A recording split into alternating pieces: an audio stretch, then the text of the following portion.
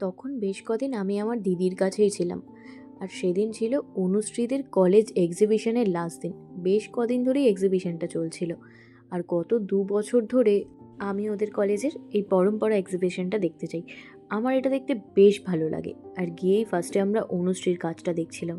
আর এই কাজটার যে কি ভালো একটা মিনিংস ছিল, যে আমাদের এরকম কত মানুষ আছে, কত কথা শুনতে না পেরে আমাদের কান থেকে রক্ত বেরিয়ে যায়, মাথাটা যেন ফেটে আসে, এত ভালো একটা মানে ছিল। আর এই কাজটাতে ও অ্যাওয়ার্ডও পেয়েছিল। তারপরে অনেক রকম জিনিস আমরা দেখেছিলাম, প্রতিটা কাজের কি ভালো মানে ছিল। চলো তারই কিছু ভিডিও তোমাদের সাথে শেয়ার করি। আর সব থেকে ভালো যদি আমার কিছু মনে হয়, এই পোর্শনটা আমার যে কি ভালো লেগেছিল। আর যতবার আমি এই এক্সিবিশনটায় যাই, আমার মনে হয় যে আমাদের ভাবনার কত বাইরে, মানুষের মধ্যে কত সুন্দর ক্রিয়েটিভ আইডিয়া।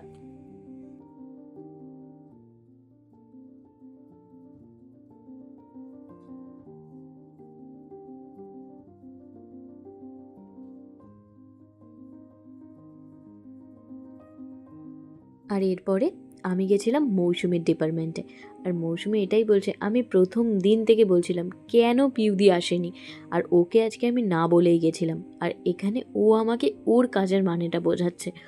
আর আমার এই মিনিয়েচারের কাজগুলো দেখতে যে কি ভালো লাগে, কি কিউট লাগে। আর প্রত্যেকবার মৌসুমী অ্যাওয়ার্ড পায় আর ওর কাজগুলো ভেঙে যায়। এটা কিভাবে সম্ভব জানি না, এতটা কোইন্সিডেন্ট কি করে বারবারই ওর সাথে হয়। আর এই কাজটা একটু বেশি স্পেশাল, কারণ এই কাজটা ও আমাদের সামনে বসে করেছে। আর এই কাজটার এত সুন্দর মানে ছিল।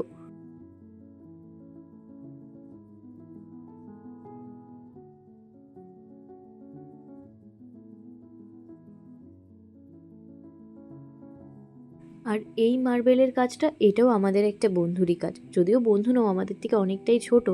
তারপর সেখানে বেশ খানিকক্ষণ টাইম থেকে এবার মৌসুমী আর অনুশ্রীর অ্যাওয়ার্ড নেওয়ার সময় এসেছিল, যেই কারণেই বিশেষ করে আমি আরও গেছিলাম।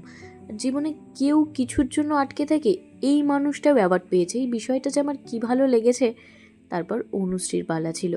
আর আমার যে কি ভীষণ একটা আনন্দ হচ্ছিল, সারা বছর আমি দেখি ওরা কতটা এফোর্ট দিয়ে কাজ করে, মানে ওদের এতটা খাটনি যেন সার্থক এই একটা পুরস্কারে।